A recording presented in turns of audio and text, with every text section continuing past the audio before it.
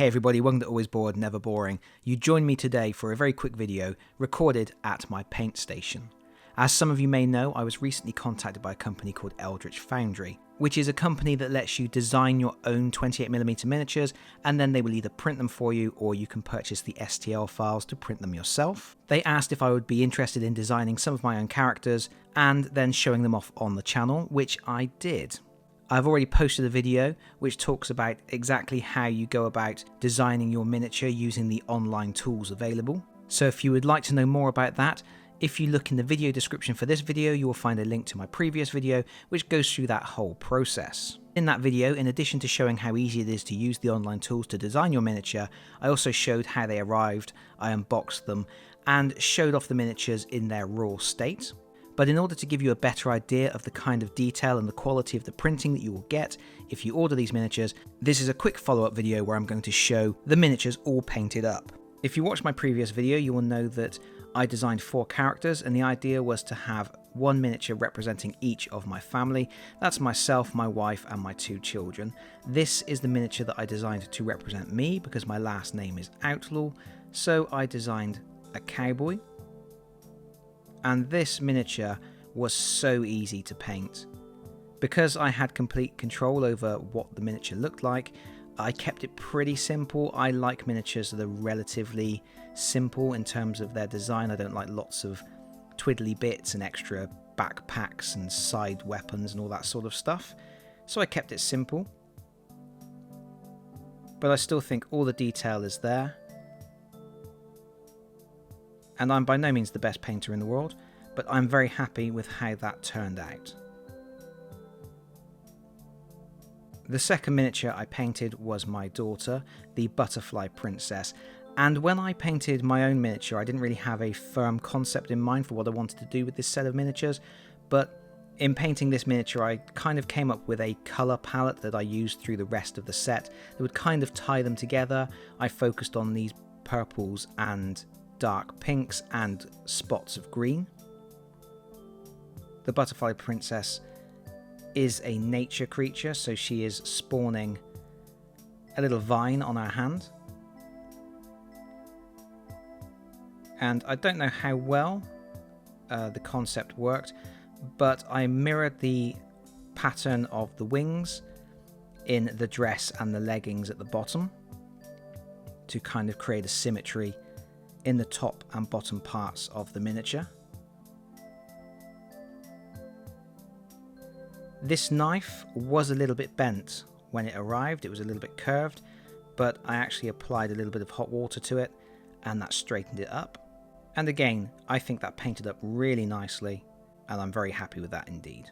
The third character I painted is my little boy, the naughty little imp, and I think in painting him up I've made him look a little bit more demonic and evil than he is in real life, but perhaps only by a small amount.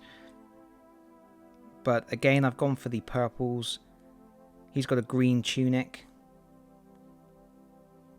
and he's got a big hitting stick.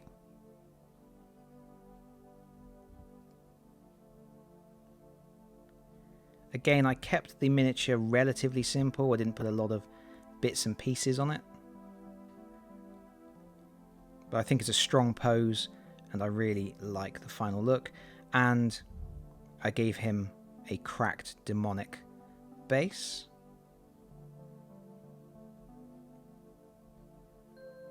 And finally we have my wife in her demon TikTok persona.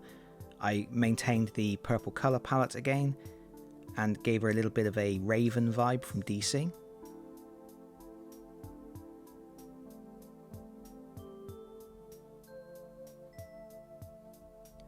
You can see it's the same pinks and purples as on the previous 2 miniatures. I think this model came out really nicely.